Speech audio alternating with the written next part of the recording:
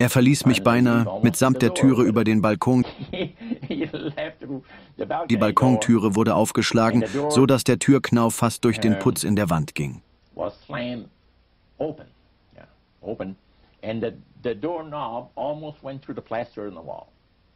Ist er von sich aus gegangen? Ich befahl ihm im Namen des Herrn Jesus mein Haus zu verlassen und nicht mehr zu kommen. Und er ging? Er ging und anstatt die Tür hinter sich zuzuschlagen, wie es ein Mensch tun würde, schlug er die Tür au, als er hinausging, und sie knallte gegen die Wand und den Türknauf. Cyril kann sich vielleicht noch daran erinnern, man konnte den Abdruck des Türknaufs im Putz sehen, das Haus war vielleicht schon 50 Jahre alt. Du hast dem Dämon befohlen zu gehen durch das Blut von Jesus Christus. Ja, genau. Er ging und schlug die Tür zu, bist du dann wieder schlafen gegangen? Ja. Und am nächsten Morgen kam dein Freund Roland vorbei? Ja, zuvor möchte ich euch noch etwas erzählen, bevor ich aufgestanden bin am Morgen. Mein Nachttisch stand zu meiner Linken und als ich noch im Bett lag, legte ich meine Hand auf die Bibel.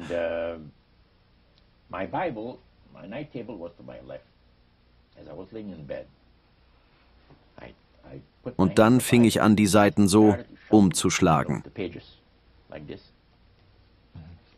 Und ich dachte über viele Dinge nach. Und während ich so nachdachte, schlug ich plötzlich die Bibel weit auf, ohne zu realisieren, was ich tat.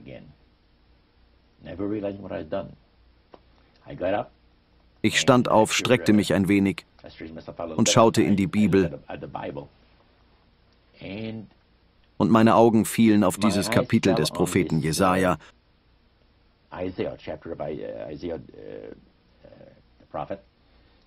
Und ich fing an zu lesen. Es ging um die Erfahrung des Königs Hiskia, als Sanherib, ein General der Assyrer, die Stadt Jerusalem umzingelt hatte. Und er zu Hiskia sagte, er solle aufgeben und die Tore öffnen.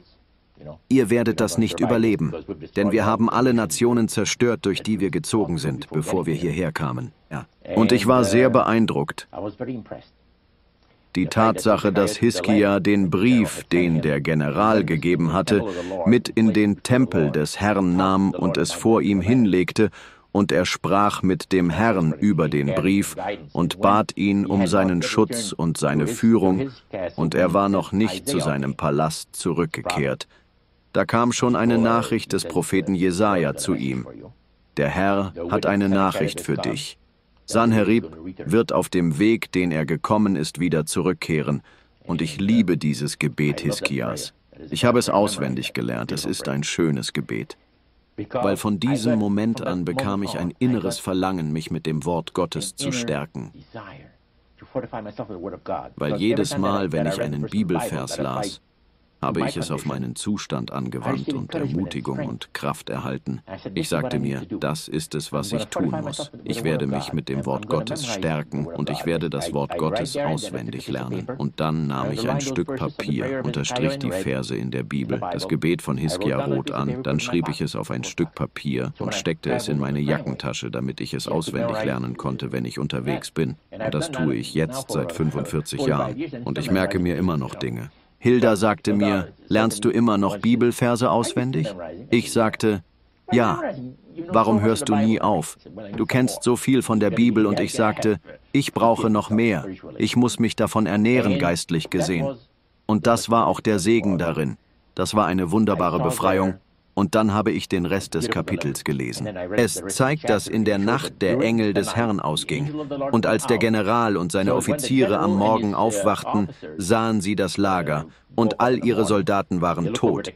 Und sie kehrten unerledigter Dinge zurück nach Ninive, wo sich Sanherib in den Tempel begab, um seinen Gott Nisroch anzubeten. Und während er betete, kamen 2 seiner Söhne und erstachen ihn von hinten, dann flohen sie in das Land Ararat. Ich war sehr beeindruckt davon und ließ die Bibel offen liegen und betete.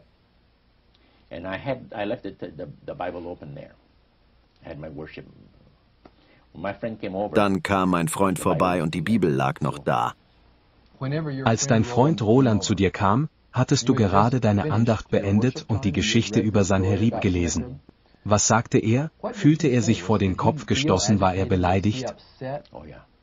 Oh ja, er kam herein, setzte sich und sagte, ich kann es nicht glauben, von allen Leuten würde doch nicht Morneau so etwas Dummes tun, wie die Geister herauszufordern. Du bist ein intelligenter Mann, Roger. Weißt du, du hast die Wahl. Der Hohepriester sagte mir, dass wenn du jetzt mit mir zu ihm gehst, kein Problem. Alles ist vergeben und vergessen. Die Geister werden alles regeln. Das hat er mir sogar versprochen. Er bekam diese Zusicherung und Garantie und er sagte zu mir, tu das Richtige. Warum möchtest du dein Leben aufs Spiel setzen? Lass mir dir eines sagen. Ich werde nicht mit dir zum Hohepriester gehen, weder jetzt noch sonst irgendwann. Wir unterhielten uns dann noch über eine Reihe von Dingen, dann sagte er, ich sage es dir nur ungern, aber weil du dich entschieden hast, nichts mehr mit dem Meister und seinen Leuten zu tun haben zu wollen, hat mir der Hohepriester gesagt, dass auf dich ein Kopfgeld gesetzt wurde.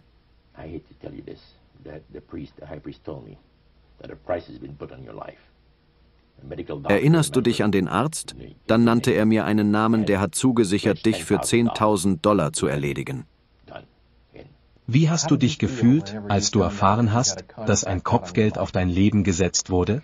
Nun, es überraschte mich ein wenig, aber ich hatte mich auf etwas Schlimmeres gefasst gemacht.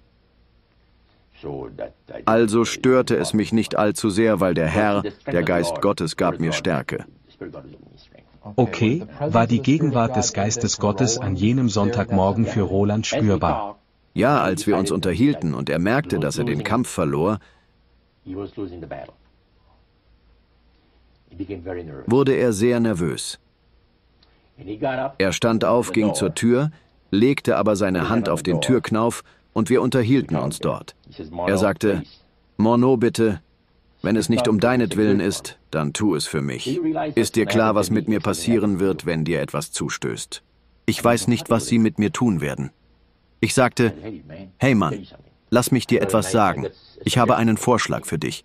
Komm mit mir. Ich garantiere dir allen Schutz, den du brauchst, um noch in einem hohen Alter zu leben. Und außerdem sage ich dir, du solltest zurückgehen und dem Hohepriester und all seinen Jungs sagen, dass sie in die Kirche kommen sollen. Ich rufe den Prediger an, damit er 100 Plätze für euch ganz vorne in der Mitte reserviert. Ich hatte das Gefühl, ich sollte sie einladen. Und er antwortete, ich würde nie so etwas Dummes sagen. Und ich sagte, das ist deine Verantwortung. Die Dinge sind geregelt. Er zündete sich eine Zigarette an und ich bemerkte, dass seine Hand zitterte und ich sagte, du bist ziemlich nervös. Nun lass mich dir etwas sagen, antwortete er. Hier ist eine Macht, eine Präsenz, an die ich nicht gewöhnt bin. Ich fühle mich sehr unwohl, weil hier eine Macht ist, die mir schrecklich unangenehm ist.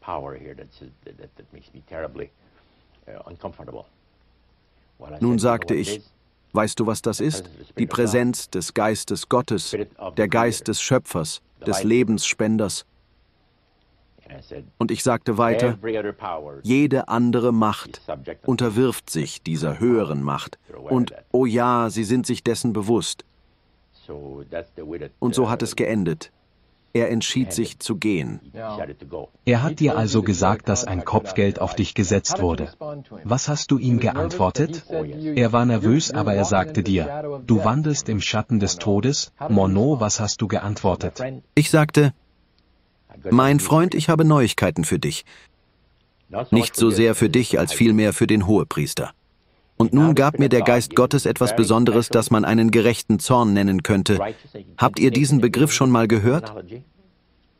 Als ich hörte, dass sie mich umbringen wollten, sagte ich schockiert, schau, ich habe Neuigkeiten für den Hohepriester und seine Jungs.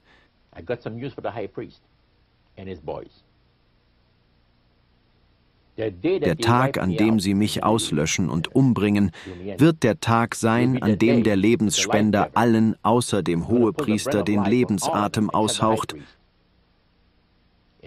Und sie werden als tote Kadaver im Tempel liegen. Und sagt dem Hohenpriester Folgendes: Du brauchst kein Bestattungsinstitut anzurufen, weil die nicht von diesen, wie heißen die nochmal? Meinst du einen Sarg? Nein, das mit denen man sie transportiert. Leichenwagen. Genug Leichenwagen haben werden. Ruf lieber die Feuerwehr von Montreal an, dann stapelt man sie alle. Die ganzen 100 von ihnen. Ich sagte, das wird passieren. Er sagte, du bist ein Narr. Ich antwortete, denkst du das? Lass mich dir etwas zeigen. Ich nahm die Bibel und sagte, ich will dir eine kleine Geschichte erzählen. Er sagte, triff eine Entscheidung und mach es kurz, denn ich gehe. Ich sagte, hör dir das an. Ich habe das gerade heute Morgen gelesen. Da gibt es einen Mann namens Hiskia, der an den Schöpfer glaubte vor ein paar 100 Jahren. Und ich erzähle dir, was mit ihm geschah. Sanherib kam mit seiner Armee, ich erzählte ihm die Geschichte. Hiskia ging vor den Herrn und betete darüber, und der Herr sagte ihm, auf dem Weg, den Sanherib kam, wird er wieder nach Hause zurückkehren, und in der Nacht wurden 185.000 Männer durch den Engel des Herrn vernichtet. Also erzähl mir nicht, dass ich nicht weiß, von wem ich rede. Ich kann dir versichern, dass wenn sie mir eine Kugel verpassen, sie alle verlieren werden, weil der Schöpfer ihnen den Lebensatem nehmen wird. Und ich fühlte mich so sicher, als ob es eine Vorhersage wäre, die der Herr erfüllen wird. Was hat er gesagt, nachdem du ihm diese Geschichte erzählt hast? Nun, er sagte, ich schätze, ich habe meine Zeit verloren. Bevor wir uns getrennt haben, sagte er noch, ich will dir nicht einmal die Hand geben, du bist nicht mehr mein Freund. Ich antwortete, wie du willst. Wenn wir uns jemals irgendwo hier in Montreal treffen, schau mich nicht an, als ob du mich kennst. Denn ich werde dich ignorieren und dich in Verlegenheit bringen, wo immer wir auch sind. Ich sagte, in Ordnung, überhaupt kein Problem. Hat Roger euch erzählt, dass seine früheren Freunde Dämonen anbeten, Teil dieser Elite-Geister-Anbetungsgruppe in Montreal waren? Und sehr unglücklich mit ihm sind, genauso wie die dämonischen Mächte, weil er besonders mit den Siebenten-Tags-Adventisten studiert hat? Hat er euch jemals mitgeteilt oder gesagt, dass es für euch gefährlich werden könnte? Er sagte, er habe einen Anruf von jemandem aus dieser Organisation erhalten, der unser Leben bedroht habe und der uns namentlich kannte.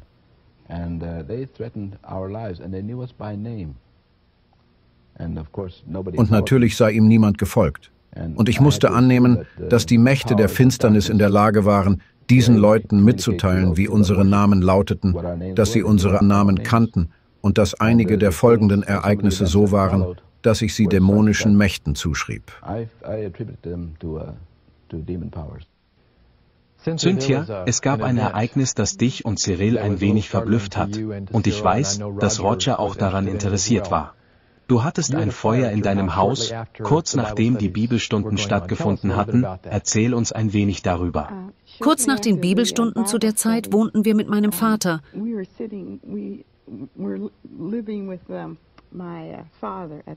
Und so hatten wir ein sehr großes Zimmer, ein ziemlich großes Zimmer, und wir saßen in dem Zimmer, und mein Bruder kam zu uns hoch, der ein kleines Problem hatte,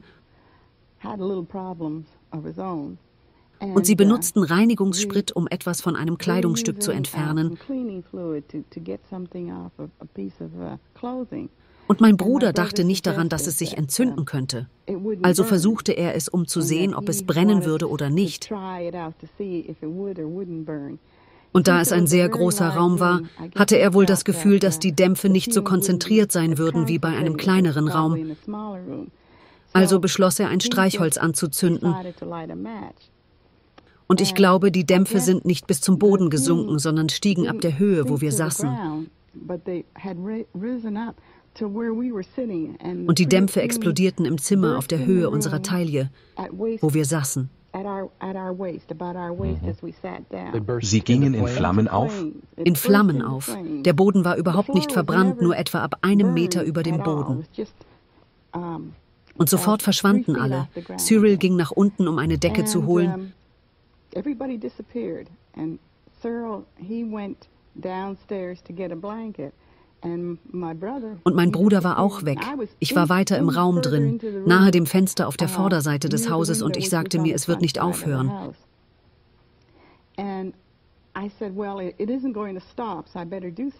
Also sollte ich besser etwas tun. Also sprang ich auf den Stuhl, der sich als ausgestopfter Stuhl herausstellte. Also war mir damit nicht wirklich geholfen. Dann schaute ich zum Fenster, das etwa 1 Meter von mir entfernt war, und sagte, ich war ja im 3. Stock. Dann springe ich aus dem 3. Stock aus dem Fenster auf den Balkon, der sich im 2. Stock befand. Es war ein sehr kleiner Balkon. Und ich schaute zum Fenster und die Vorhänge gingen in Flammen auf, und ich sagte mir, vielleicht verfehle ich den Balkon und lande auf dem Beton.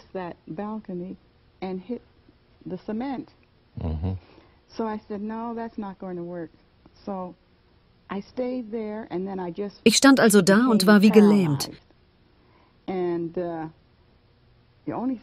Das Einzige, was funktionierte, war mein Kopf. Also sagte ich, Herr, ich will nicht sterben. Ich habe gerade erst vor 1 Jahr geheiratet und mein ganzes Leben liegt noch vor mir. Wenn du einen Weg siehst, wie ich hier rauskommen kann, dann tu bitte etwas. Und ich wartete und bekam keine Antwort. Doch ziemlich bald, als hätte mich jemand gestoßen, um mich vom Stuhl zu werfen, sagte jemand, spring, jetzt. Und es bedurfte keiner weiteren Erklärung oder Rationalisierung. Ich machte es einfach. Ich beugte mich, um eine Art weiten Sprung zu machen. Und an dieser Seite des Zimmers war ich mindestens 2,5 Meter von der Tür entfernt. Ich ging in die Hocke und zwischen mir und der Tür stand ein Radio. Ein bodenlanges Radio mit einer Lampe. Und als ich in die Hocke ging, um den weiten Sprung zu machen, war ich schon außerhalb des Zimmers, bevor Cyril mit der Decke nach oben kam. Ich weiß nicht mehr, wie ich dahin gekommen bin. Du hast dich nur irgendwie bewegt. Ja, einfach bewegt. Was geschah dann dort, wo du gerade gewesen bist? Der Benzinkanister saß offenbar Er stand neben dem Stuhl.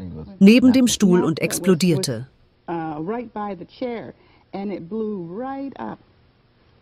Und hinterließ ein großes Loch in der Decke, als ich mich wegbewegt hatte. Mein Haar war verbrannt, mein ganzes Gesicht war verbrannt, nun nicht ganz. Meine Augenbrauen waren weg. Und Cyril fragte mich, wie bist du aus dem Zimmer gekommen?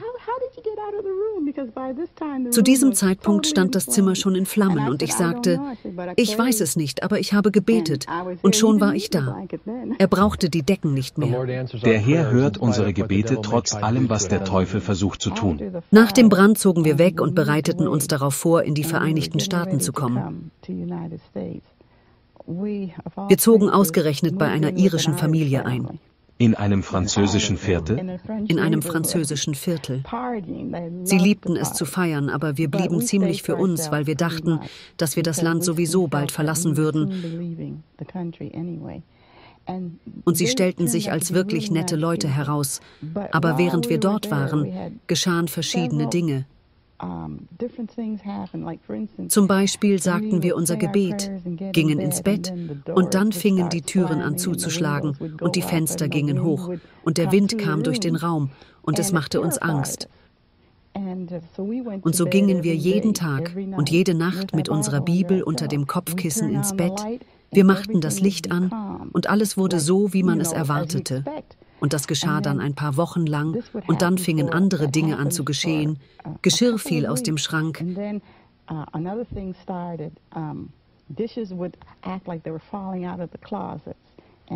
Jemand fegte mit einem Besen auf dem Parkettboden und alles Mögliche. Und ich hatte Angst, ich wollte dort nicht mehr bleiben.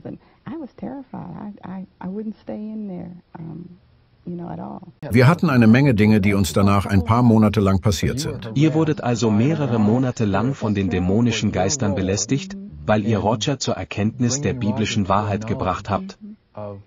Das ist richtig, einige Monate lang. Wie hat es aufgehört? Die Mächte der Finsternis hören nicht wirklich auf. Die einzige Möglichkeit, sie in Schach zu halten, ist das Gebet auf den Knien.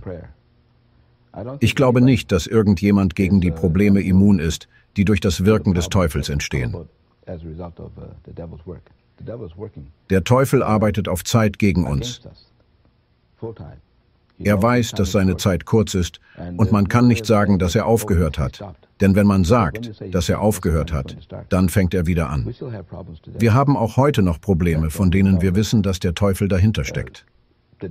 Viele der Fehler, die wir machen oder von denen wir denken, dass wir sie machen, wurden uns in den meisten Fällen angehängt. Und deshalb will der Herr, dass wir ohne Unterlass beten. Gab es jemals eine Zeit, in der ihr eine Schwierigkeit erlebt habt, von der ihr das Gefühl hattet, dass sie das direkte Ergebnis der dämonischen Kräfte war, die wütend auf euch waren, dass ihr wünschtet, ihr hättet Roger niemals getroffen? Nie. Ich würde alles noch einmal tun. Wenn die gleiche Situation eintreten würde, wäre ich bereit, alles noch einmal zu tun. Das Leben ist nicht so wichtig wie die Ewigkeit. Und eine Seele kann nicht wegen der eigenen Angst oder des eigenen Mangels an Mut abgewiesen werden.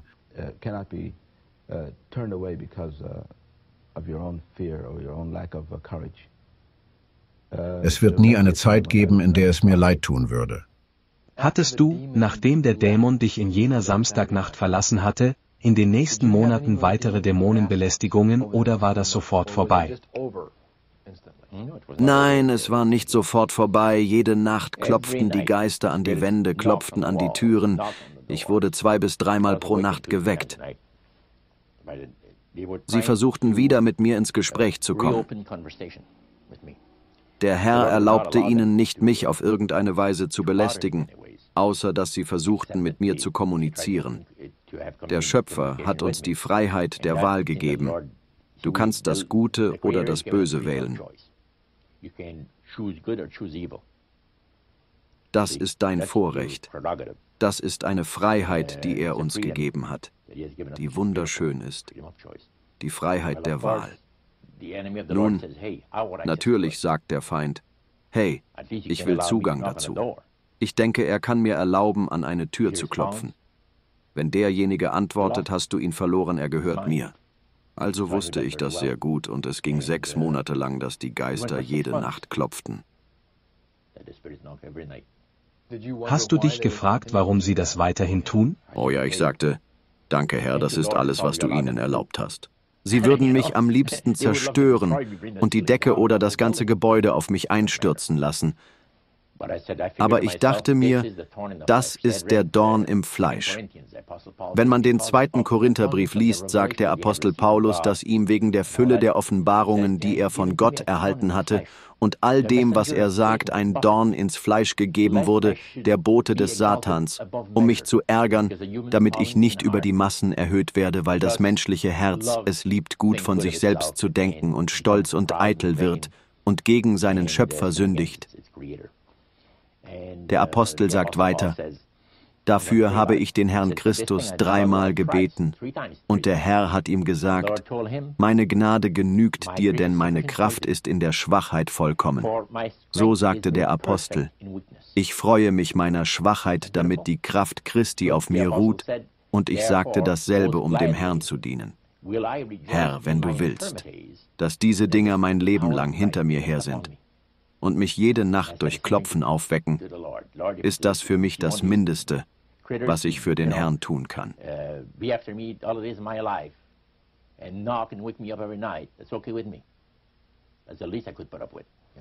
Wann hat es aufgehört? Bei einem Gebetstreffen sagte der Prediger, wie läuft es mit deinem christlichen Leben? Ich antwortete, es könnte nicht besser laufen. Das freut mich für dich. Das war nach dem Gebetstreffen, wir wollten gerade gehen. Und er fragte, keine Probleme mit den Geistern?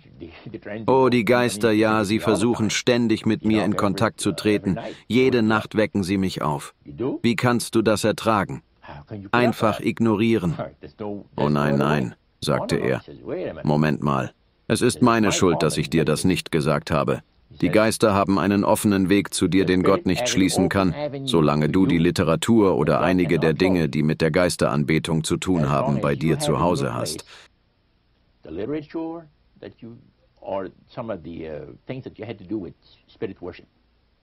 Ist da irgendetwas bei dir?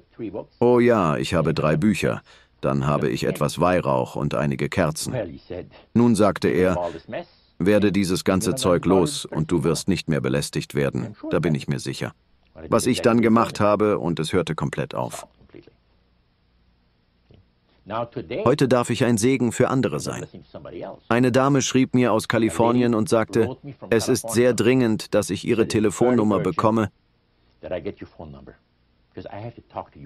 weil ich mit Ihnen sprechen muss. Sie können nicht alles schriftlich mitteilen. Weil sie wurde von dämonischen Geistern belästigt. Nun, ich erhielt den Brief mit Ihrer Telefonnummer. Wenn Sie mich anrufen könnten, rufe ich Sie gleich zurück. Sie ist eine Witwe, also geht sie nicht direkt ans Telefon. Sie lässt immer erst den AB abheben, bevor sie jemanden zurückruft. Also rief ich sie an und sie erzählte mir, womit sie zu kämpfen hatte. Sie sagte, du musst mir helfen. Niemand sonst kann es. Doch die Art, wie sie es sagte, das war keine Frage, das war ein Hilferuf. Ja, sie sagte, Sie müssen mir helfen, Bruder Morneau, die Prediger, hier können mir nicht helfen. Und sogar der Präsident der Konferenz hält mich für verrückt. Ist das nicht traurig? Nun, ich fragte, was genau das Problem ist. Und sie erzählte es mir. Ich lese meine Bibel und der Geist nimmt die Bibel und wirft sie gegen die Wand auf der anderen Seite des Zimmers. Und als ich ihr Buch las, sagte ich mir, das ist es. Das ist genau das Gleiche. Sie erzählte mir, dass sie morgens auf ihrem Bett hochgeschleudert wird, von der Decke bis hinunter zum Bett. Und wie sich Dinge im Haus bewegen und sie hört die Stimme eines Mannes im Erdgeschoss. Doch unten ist niemand. Türen öffnen und schließen sich. Ich gehe zurück und überprüfe die Dinge. Der Ring ist lose und die Fenster öffnen und schließen sich von selbst. Was hast du ihr also gesagt? Lady, du wirst von einem mächtigen dämonischen Geist geplagt. Was können wir dagegen tun? Mein Pastor will nicht einmal mehr mit mir über irgendetwas reden. Er sagt, hallo Schwester, wie ist es dir heute ergangen? Und er versucht dann so schnell wie möglich mit jemand anderem zu reden, so dass ich ihm nicht sagen kann, dass ich in der letzten Woche ein Problem hatte.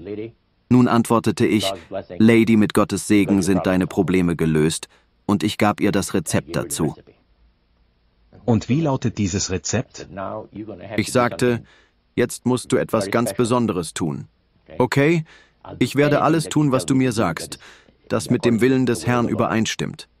Ich sagte, du musst dich mit der Macht des Blutes Christi vertraut machen, der erlösenden Macht des Blutes Christi und was er für dich tun kann, was du nicht selbst tun kannst. Er kann dich nicht nur für die Ewigkeit retten, er kann dich auch von dieser Belastung befreien. Zuerst sagte ich, bevor wir darauf eingehen, sag mir, ob du in den letzten Jahren jemals eine solche Erfahrung gemacht hast? Denn sie sagte, dass es vor ein paar Jahren wieder angefangen hat, vor etwa 10 Jahren, und alle 2 oder 3 Jahre hatte sie diese Art von Erfahrung, aber es hielt nicht sehr lange an. Also sagte ich ihr, Schwester, was du hast, ist eine Verunreinigung durch dämonische Geister.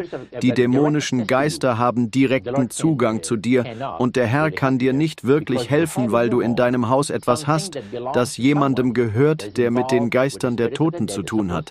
Mit den angeblichen Geister der Toten, die in Wirklichkeit dämonische Geister sind.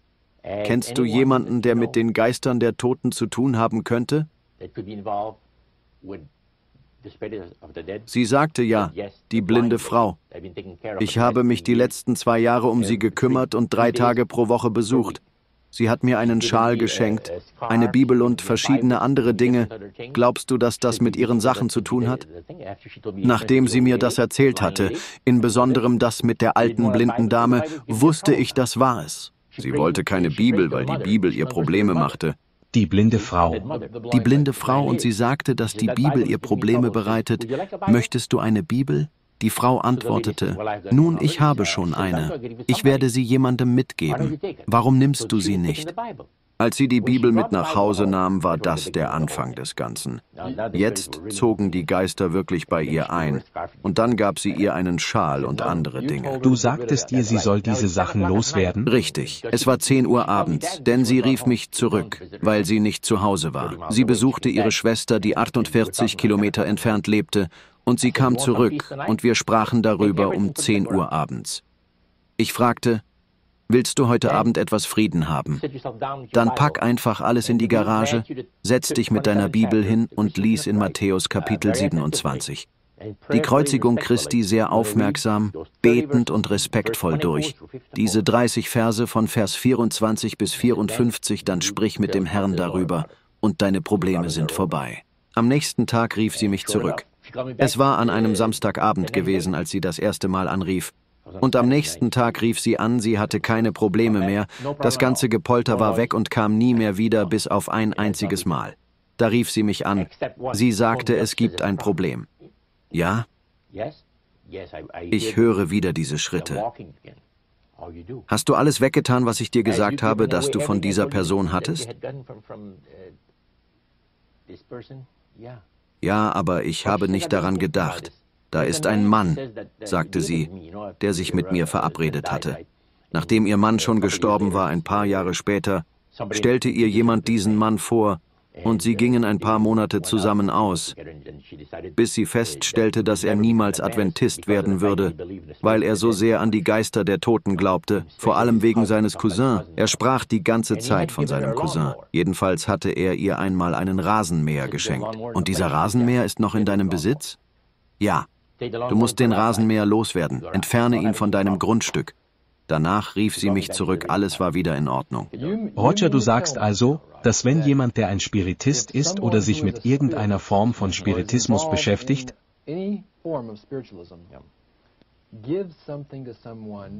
jemandem etwas gibt, das er in seinem Haus hat, den Geistern, einen offenen Zugang gibt. Viele Leute haben Angst davor, dass sie von jemandem verflucht werden. Jemand nimmt ein Haar oder etwas anderes von dir und verflucht dich dann. Doch das ist Blödsinn. Aber wenn der Spiritist oder jemand, der in irgendeiner Form mit dämonischen Geistern zu tun hat, dir etwas gibt und du es zu dir nach Hause bringst, dann haben die Geister jederzeit offenen Zugang zu deinem Haus und der Herr kann dir nicht helfen. Bis du diese Dinge freiwillig beseitigst. Er kann ihnen erst helfen, wenn sie diese Dinge freiwillig entfernen. Das ist richtig. Das bedeutet aber nicht, dass er sie nicht in Schach hält, weil sie es lieben zu zerstören. Ich habe eine Menge Leute kennengelernt, die mir geschrieben haben und sagten, dass sie durch diese Befreiungsdienste von Dämonen befreit wurden. Da war eine Frau, der vor 10 Jahren die dämonischen Geister ausgetrieben wurden. Es dauerte 13 Stunden. Und sie beteten und sprachen mit den Geistern, um die Geister aus ihr herauszubekommen. Sie sagte, es waren ein paar hundert Geister in ihr oder weniger. Und der Glaube, diese Frau wurde komplett erschüttert, kaputt gemacht. Nun, ich glaube, es gibt 2 verschiedene Arten von Menschen, die Dämonen austreiben.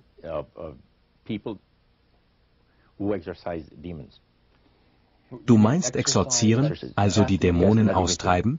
Geister aus den Menschen auszutreiben. Einmal in den afrikanischen Religionen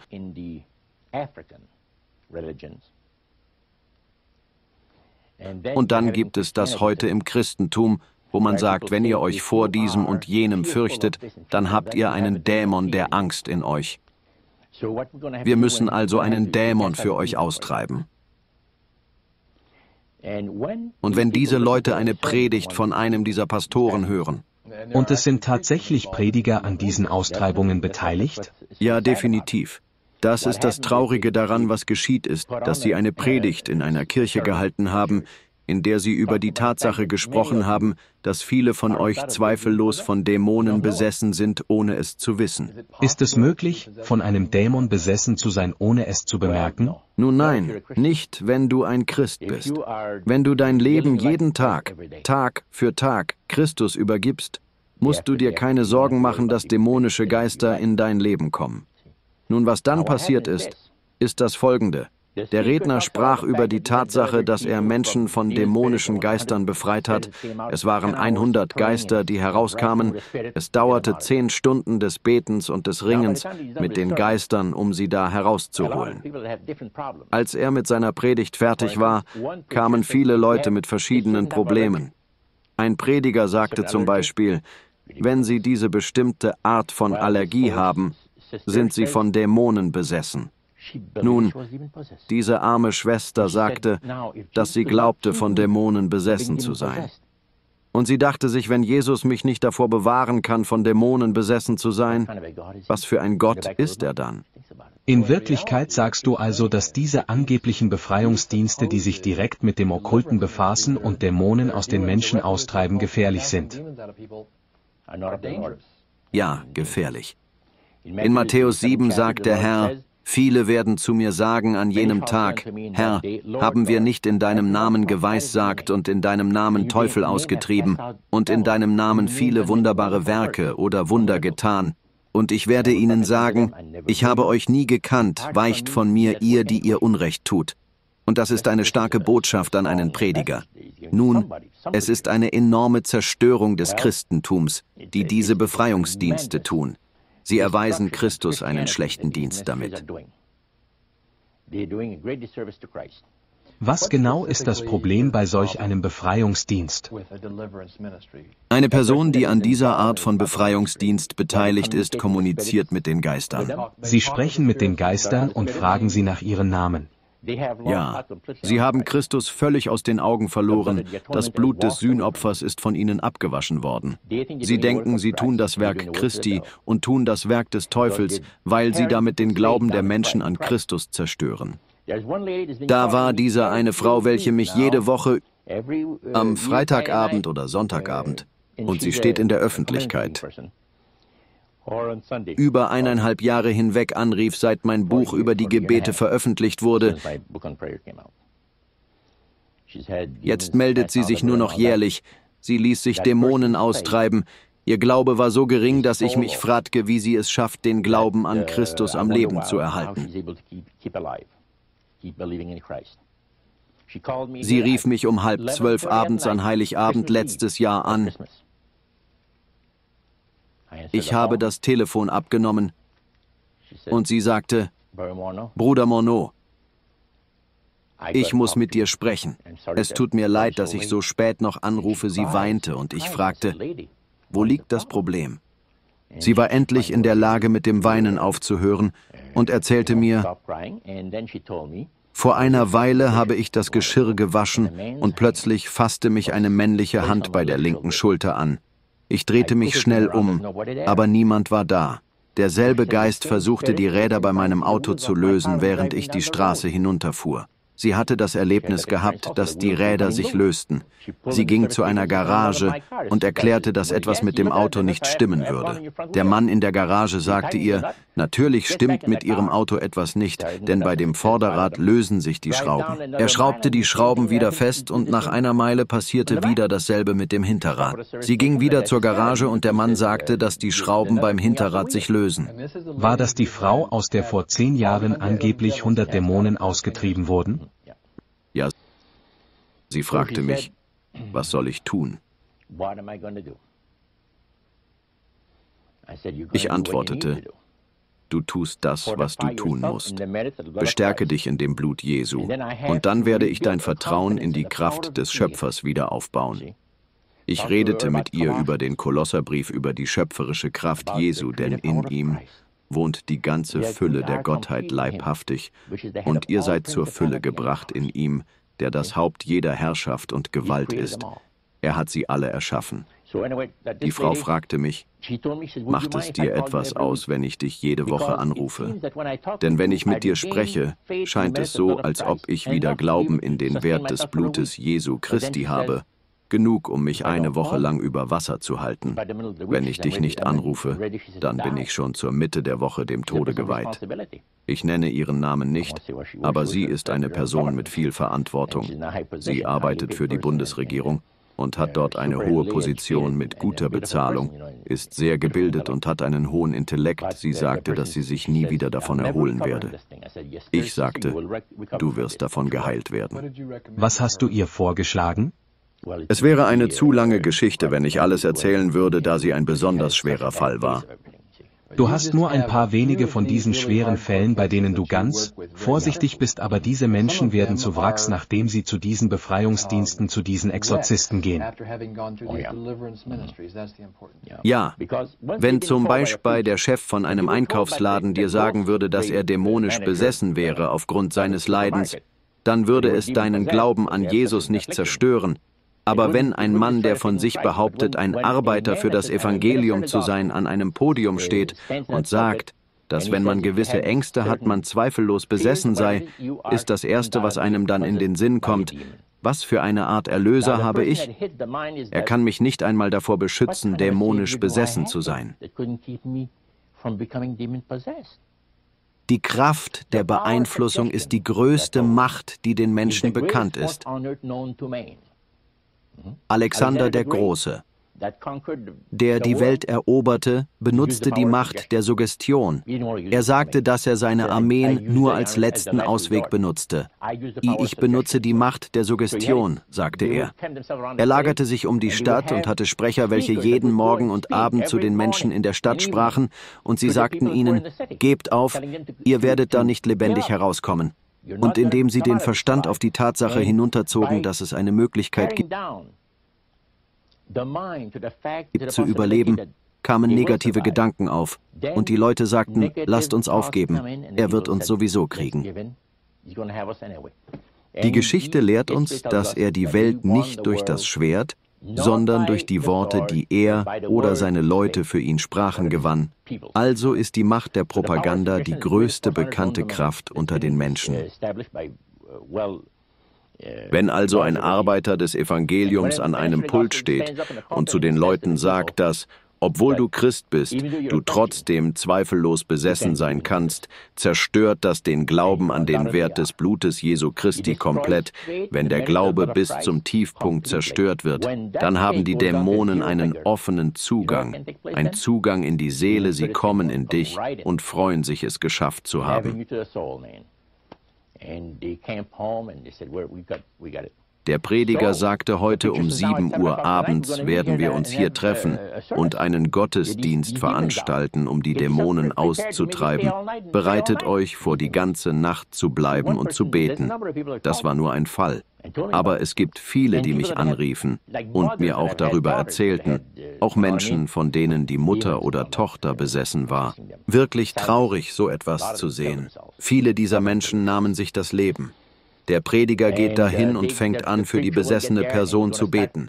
Er fängt dann an, mit dem Dämon zu sprechen, um seinen Namen zu erfahren und was er über die Jahrhunderte tat. Und sie bekommen all diese hochinteressanten Einblicke in das Übernatürliche. Die Dämonen lieben es.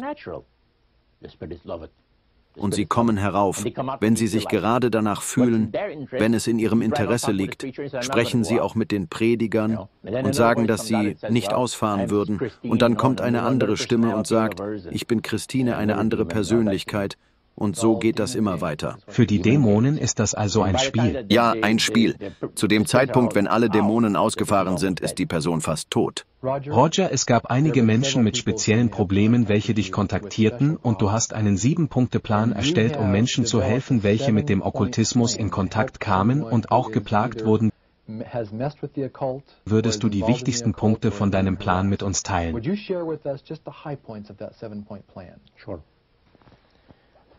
Natürlich, ich hatte einige Menschen, die mir geschrieben haben, da sie in einer starken Notlage waren,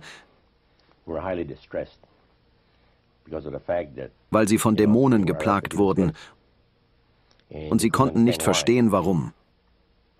Im Buch Vom Schatten zum Licht steht eine wichtige Äußerung, auf die ich euch aufmerksam machen möchte. Satan bemüht sich, die Menschen heute zu bezwingen, wie er damals unsere ersten Eltern bezwungen hat, indem er ihr Vertrauen zu ihrem Schöpfer zerrüttete. Sehr interessant, nicht wahr? Wie ich vorhin erwähnt habe, stand einmal ein religiöser Führer auf der Kanzel und offenbarte den Leuten, dass sie dämonisch besessen wären.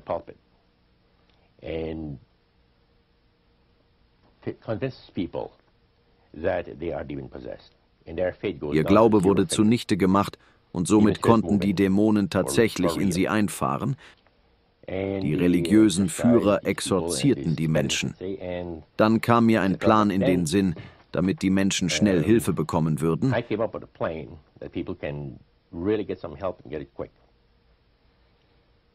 Ich habe einen 7-Schritte-Wiederherstellungsplan geschrieben, für die welche besessen und diesen sogenannten Befreiungsministries zum Opfer gefallen sind.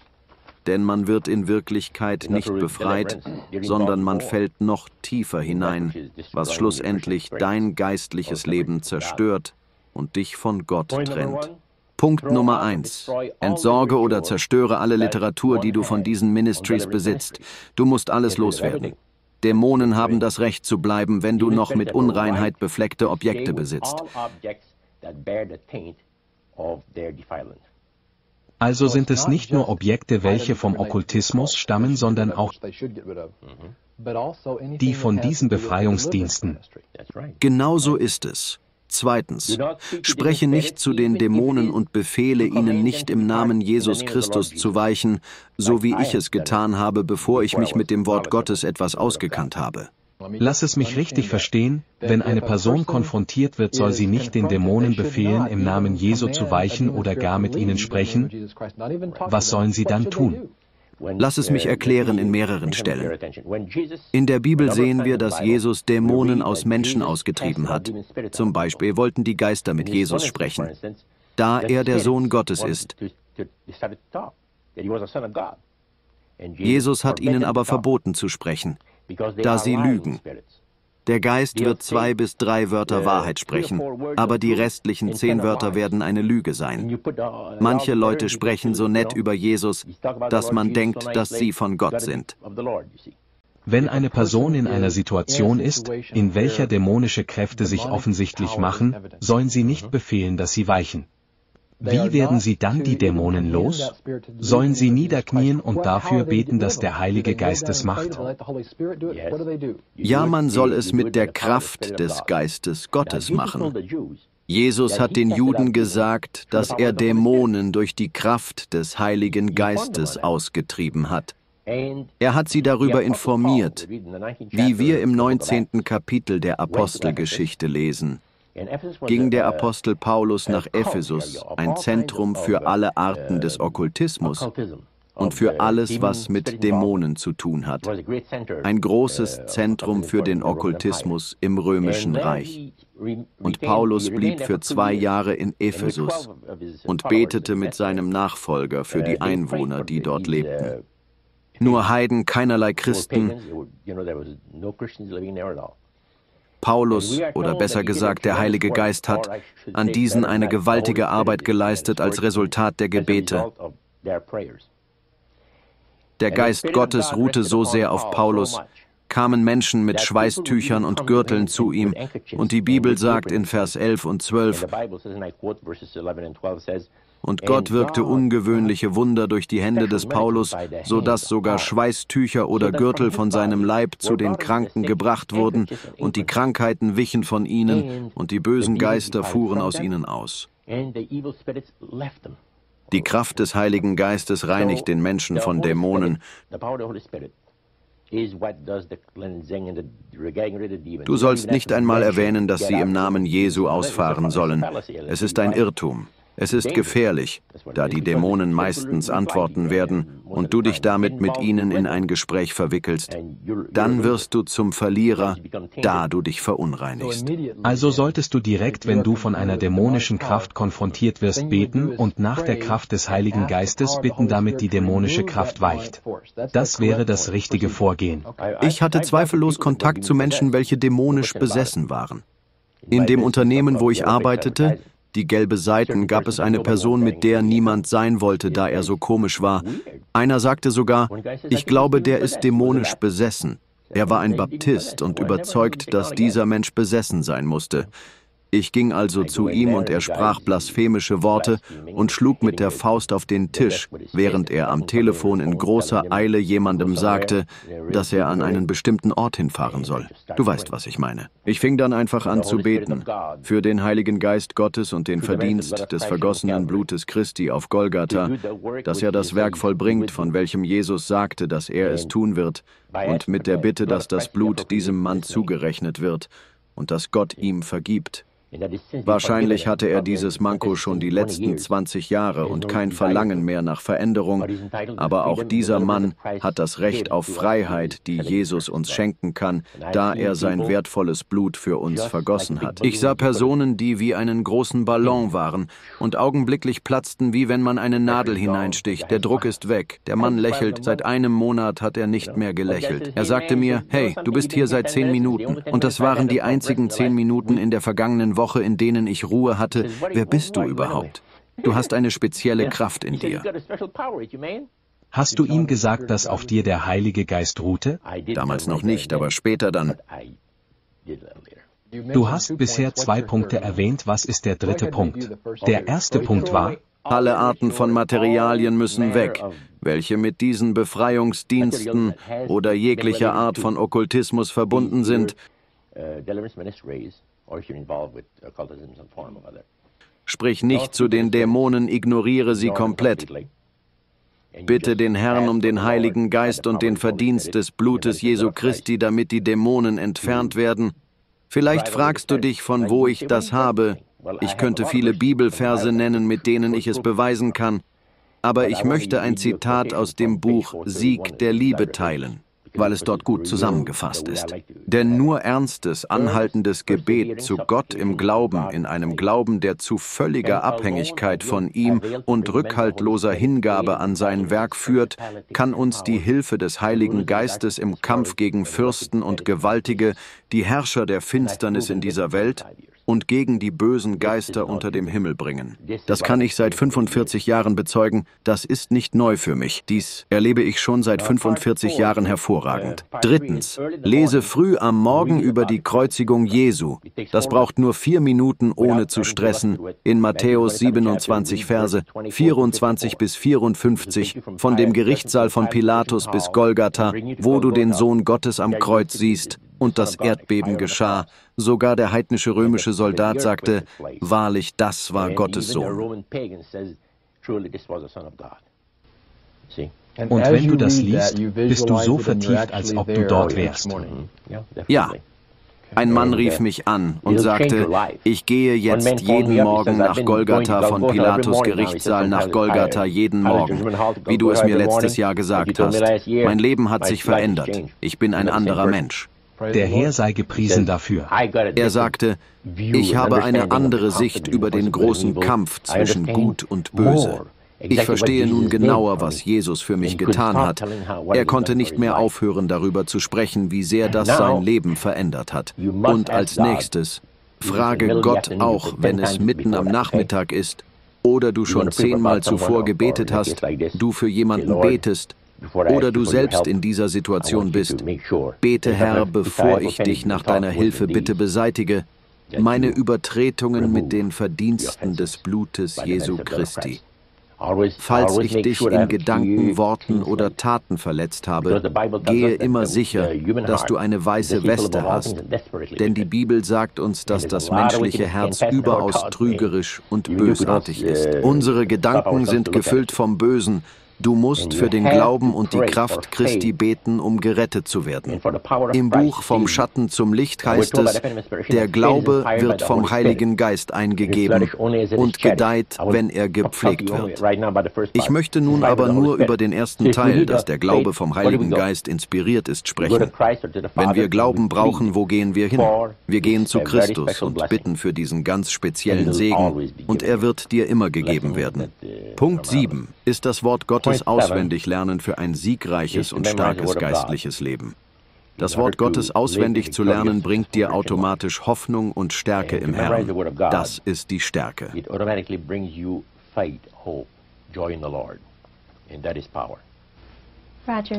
Hast du beim Schreiben deines letzten Buches über die Fürbittegebete während des Schreibens irgendwelche Störungen erlebt?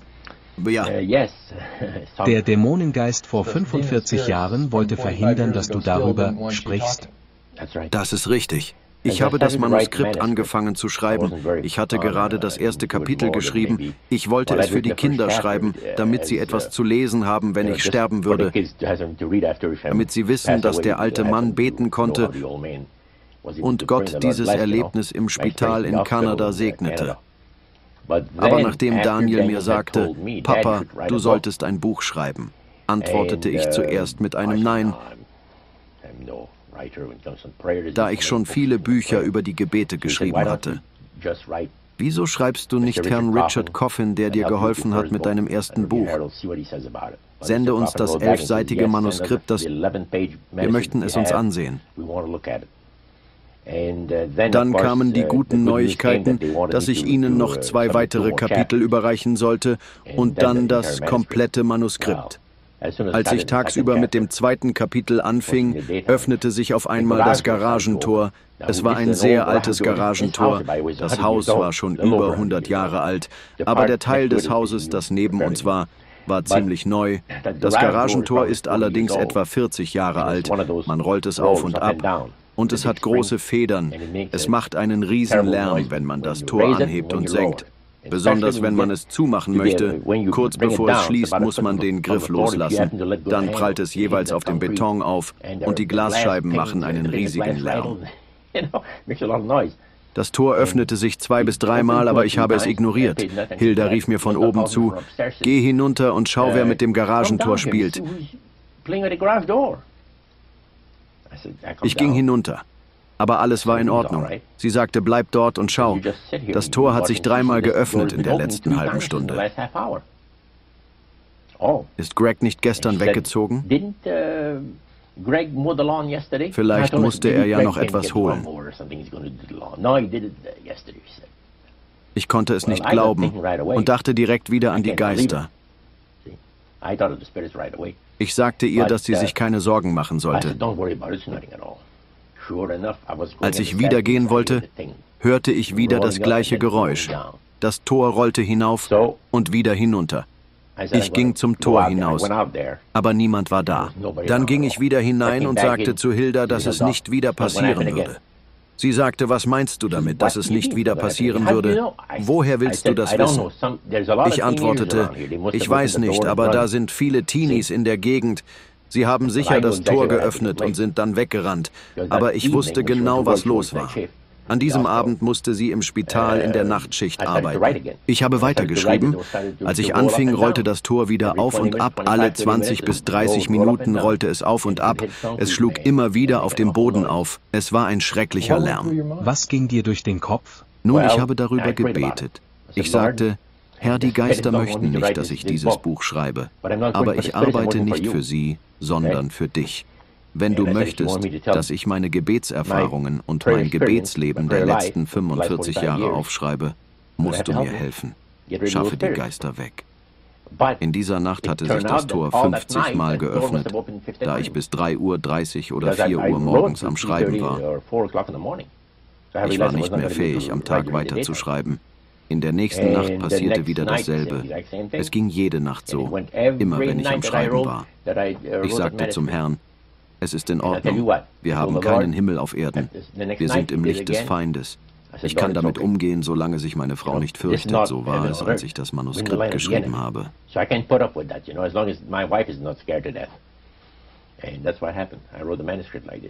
Sobald du mit dem Manuskript fertig warst, hat es aufgehört? Ja, es stoppte sofort. Weißt du, ich verstehe, wieso der Teufel so wütend ist. Du gibst uns einen Einblick in seine Arbeit. Wahrscheinlich hatten nur sehr wenige Menschen die Möglichkeit, dies zu sehen, erleben und darüber zu erzählen. Und Ellen White sagt uns, dass der Teufel vor nichts mehr Angst hat, als dass seine Mittel und Methoden aufgedeckt werden und dass die Menschen sich dann gegen ihn wehren. Aus diesem Grund kann ich sehr gut verstehen, wieso er verärgert war. Aber Gott sei Dank war die Kraft des Herrn stärker und wird immer stärker sein. Der Herr war die letzten Jahre sehr gnädig mit mir. Ich war in manchen schwierigen Situationen auf der Straße mit LKWs, erlebte Stürme, Schnee und Schneeregen. Ich bin sehr viel gereist. Ich bin im Jahr zwischen 40 und 56.000 Kilometer herumgereist. Eine Menge Zeit, die ich auf den Straßen verbrachte. Es gab so viele Ereignisse, wo ich eigentlich hätte sterben müssen. In meinem Buch über die Gebete habe ich über 2, 3 Unfälle von damals geschrieben. Es scheint mir so wie in dem alten Sprichwort, wenn du mit Feuer spielst, wirst du dich verbrennen.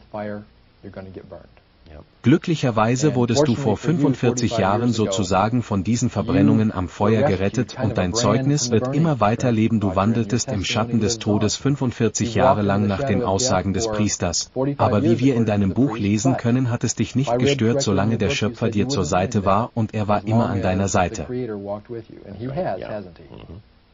Definitely.